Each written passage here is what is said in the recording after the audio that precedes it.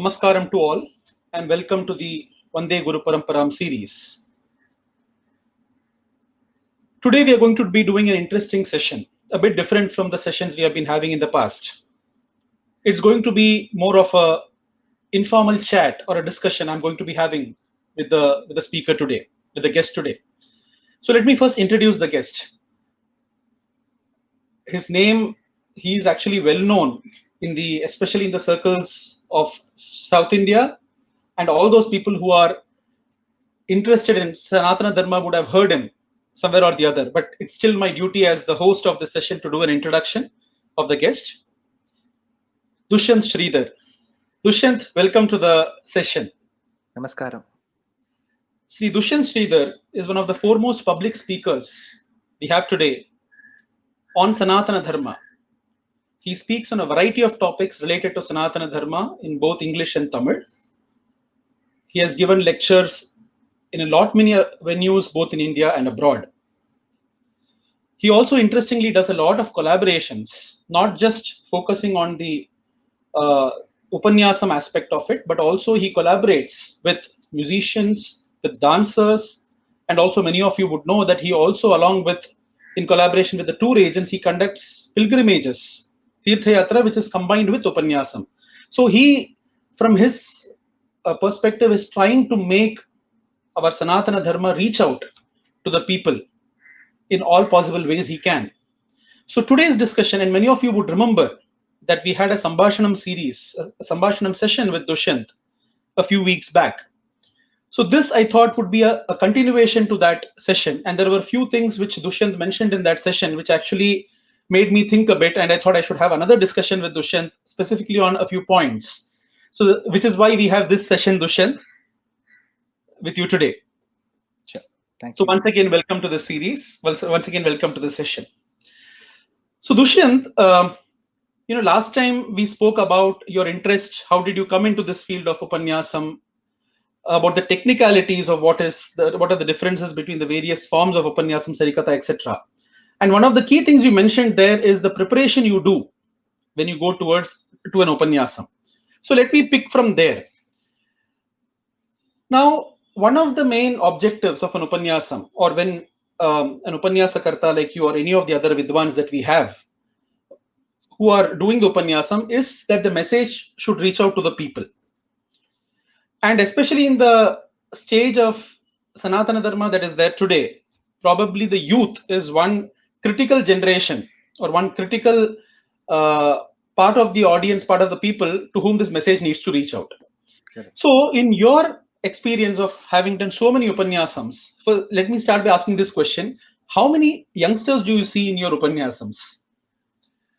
Subbu, first of all, we need to set the platform by defining what is young. Okay. Because we have, of course, a lot of the elderly people, when I say people above 60 and 65, they will still call themselves very young at heart and their very thought process. So we cannot stop them, and they could be right in a way. But while we deal with a large scale audience who are online and offline, in my understanding, young could vary for a typical Upanyasam, could vary anywhere between the age of say 13 and 40. 13 and 40, because of course to a young country like India, I should even include people between 40 and 50 as well in the young category. But between 27 and 40, they are people who are married and would have just had one child, or they may have maximum 2 children. And between say 18 and 27, they will be in university, or they could have completed university and just begun working. And between say 13 and 17, they're touching the zenith of the teenage, and then they are getting into the higher secondary. So this age group can understand the content. See, I'm not saying anybody below 13 is not young, but if I have to give a certain amount of mature content to the audience, this is how I would define young. And what I have noticed of this young word that I have defined based on that is, in the last few years, the percentage of my audience below the age of 40, both online and offline, has been very, very increasing. So when I run a YouTube channel, I began in 2011 or 12, if I remember it right, 2012, I think. So in 2012, when I began, probably YouTube was decently popular. It was not very popular. Not everybody whom we knew around had a YouTube channel.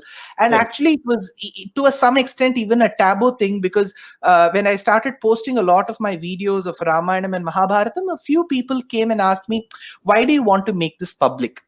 So, because there was no corona then, so people had the liberty to attend the live discourses. Now, even the Mula Murtis of temple are being telecast on a YouTube Right. channel. Right. But in my thought process, I wanted to understand how my audience would react to those discourses. So YouTube gives you statistics of who saw, which age group, from where. So I've been seeing less than the age of, say, 48 and 35, the percentage has been increasing. And now it's like less than the age of 43, 44. I will say at least 45% of my audience watch, which is decent. Which is very good, actually. Yeah. At least for the typical Upanyasams that we see, I think that's a good share. Further on this, Dushyant, so this 43% or 45% of the people, when you interact with them also after the Upanyasams, they would be sharing their feedback, or you would be getting feedback from them. So how do they receive the Upanyasams? What do you think, like when you deliver on a particular topic, what are the areas that they typically come back with? Like they have issues in understanding specific things, or they want certain things to be addressed, which is not getting addressed. So what has been that feedback from them? See, in very typical management terms, now that you are an IIM graduate, probably a lot of management professionals can link. We can create a 2x2 matrix. One, the young audience who watch me live. So they have a set of questions. And there is another set of audience which don't come to my live lectures. Either they don't have time, or they feel that they will be categorized if they come into a live lecture. So they have some apprehensions of coming. So that is one set of audience which comes for live discourses. There is one set which doesn't. And their kind of questions can again be categorized into two categories. One which deals with our itihasas and Puranas, which is more knowledge based as to why did Rama do that, why did Krishna do that, why did Draupadi do that. So all that has to do with Itihasam and Puranams. Right. And then the second set of questions come with the set of daily rituals. So a lot of them will say, sir, I believe in Sanatana Dharma. I just had my Upanayanam done. Young boys come and ask. So I don't know why that happened. Like 2 days, they asked me to sit, but I don't know what I actually said. So can you tell me what it is?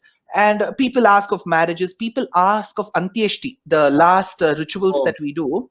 So they say, why should I bathe my dead mother with water and then put rice and all of that? So, you can't even imagine the kind of questions I receive.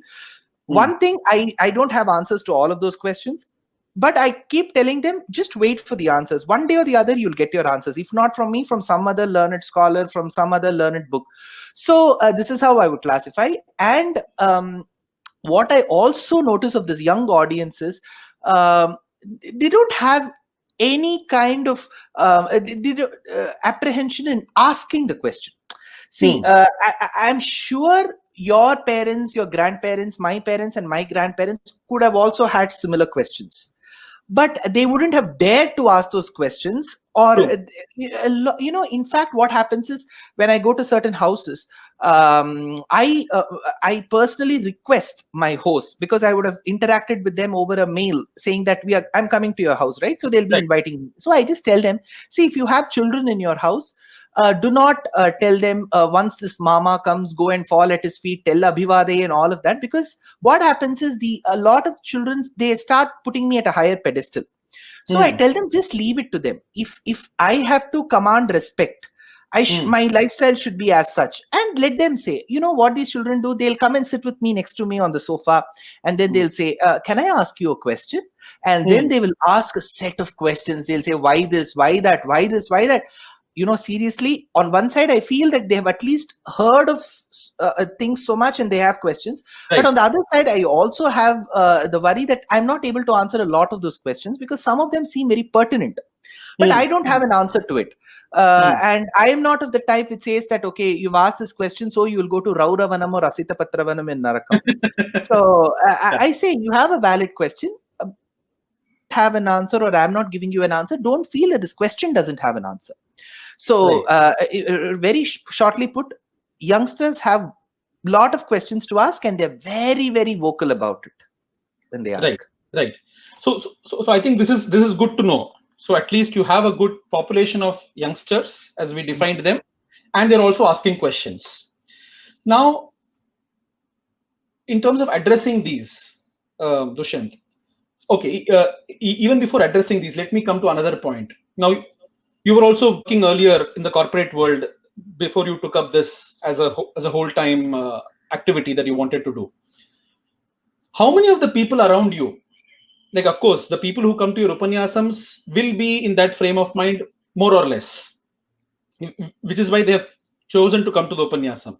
But generally, when you see around yourself, how many do you see are people who really believe in Sanatana Dharma in whatever way or form? Like, it doesn't need to be that they know much about it, but still they are believers of the Sanatana Dharma.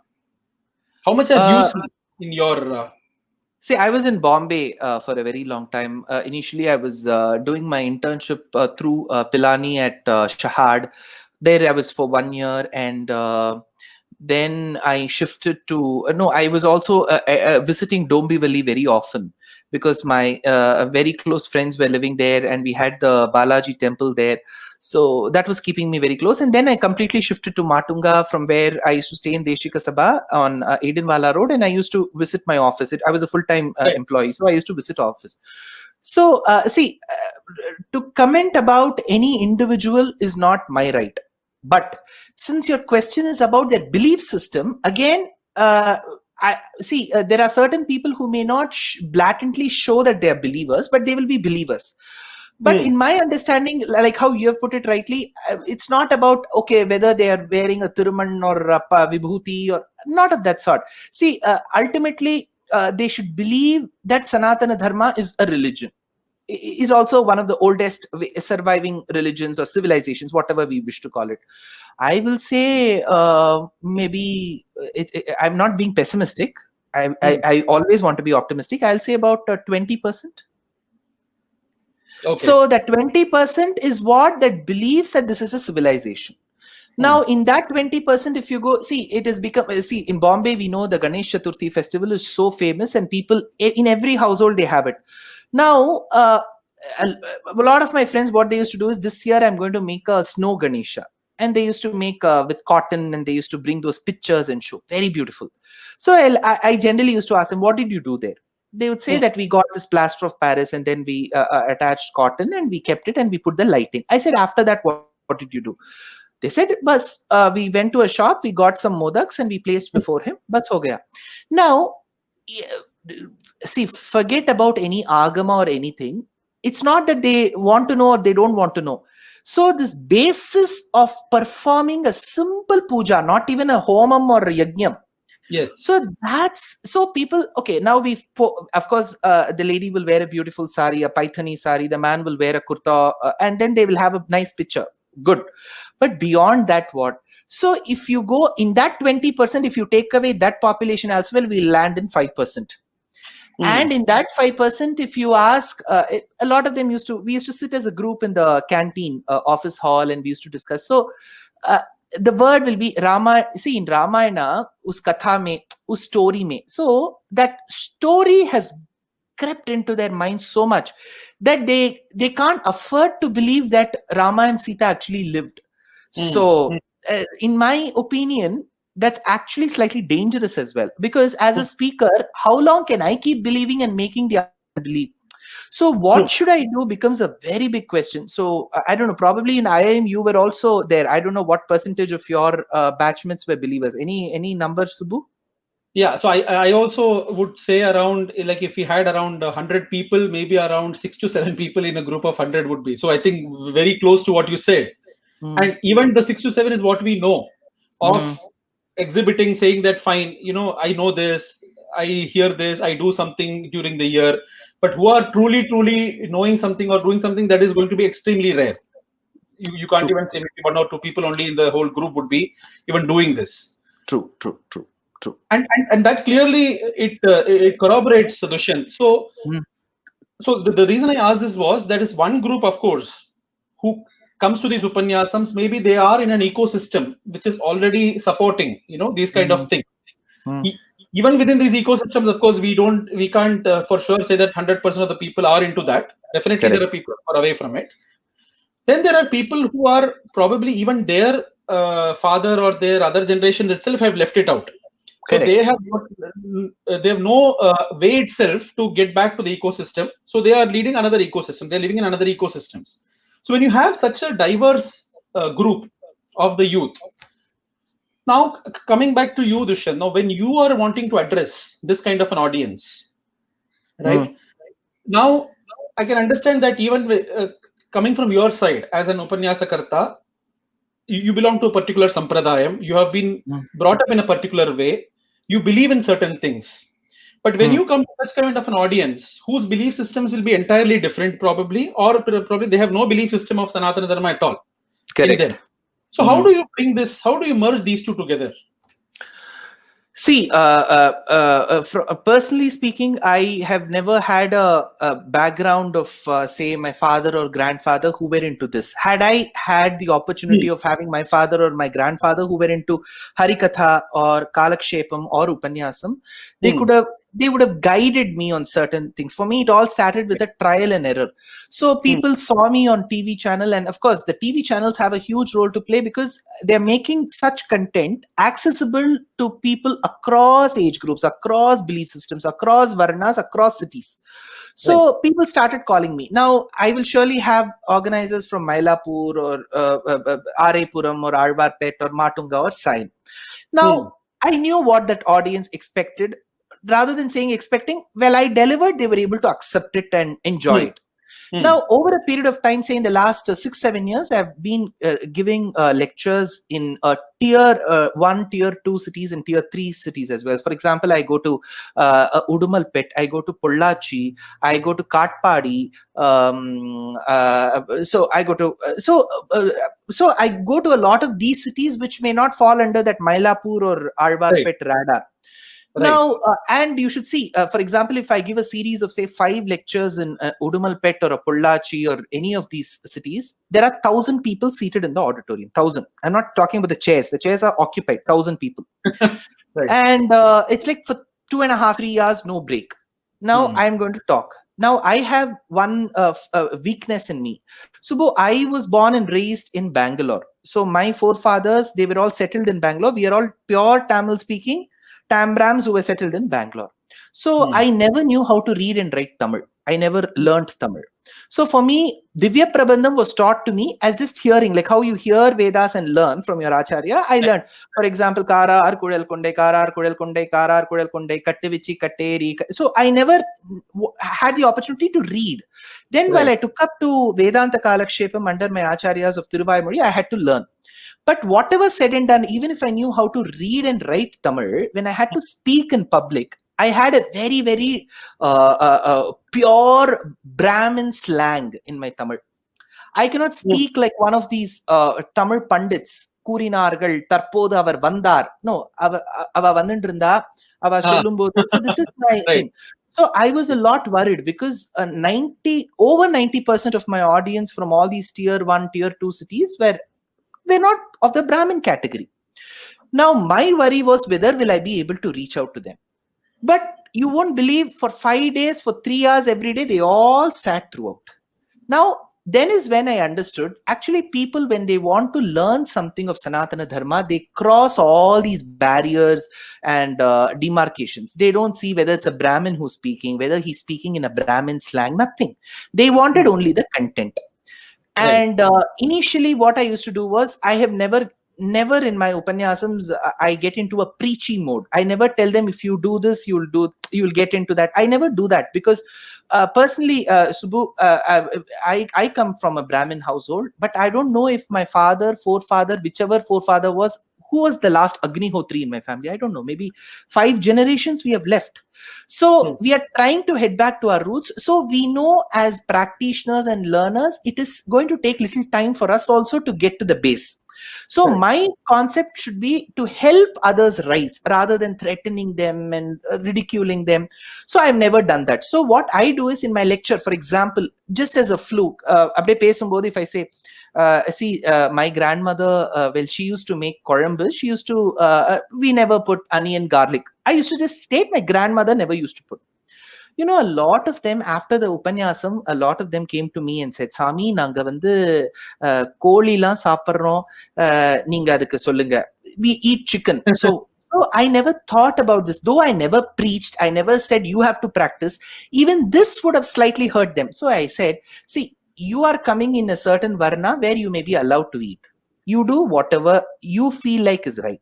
Then that lady immediately questioned, sir, but if I want to leave, how do I leave? I said, see, it's your choice of leaving. But if you're asking me, Chandogya Upanishad says, Ahara Shuddhau Sattva Shuddhihi Sattva Shuddhau Dhruva Smritihi.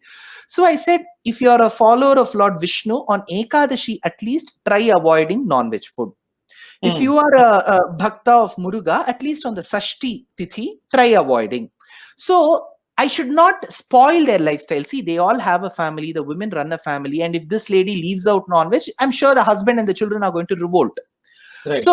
For me, that becomes very important. So I have to reach across varnas. I have to reach across age groups. I have to reach across genders. So if we have there is a 4-sect here, Brahmana, Kshatriya, Vaishya, Shudra. On the top, we have 2 classifications, male, female. On this side, we have the classification of 18 to 24, 24 to 40. So age groups, varnas, gender, they all have their own complexities. Now, if I have to cater my content, I should ensure that my content is to a large extent enjoyable and relatable to the audience. That's all. Now, if I keep Brahmins only, like we used to have a lot of messes which says Brahmins only, then there's no problem. But the moment I open it out to my audience, I have to be very, very careful. So that, see, ultimately, my aim is not to make a Vyasacharya out of my audience, but I want them to remain in the Sanatana Dharma system. I want them to feel that they are very important to our system. See, ultimately, our aim, your aim, my aim, or anybody's aim is they should feel that, yes, I'm a proud, integral part of the Sanatana Dharma. I am very important to the system. See, if we get that feeling, you know, across varnas, then I don't think we can ever be fighting against each other. So now, the moment I speak of one caste as superior, the other is inferior, one gender is superior, the other is inferior, one age group, if I keep lamenting about the youngsters, telling that they don't do this, they don't know that, then I'm going to a no man's land. I'm not heading anywhere. So I have to be very careful. Right.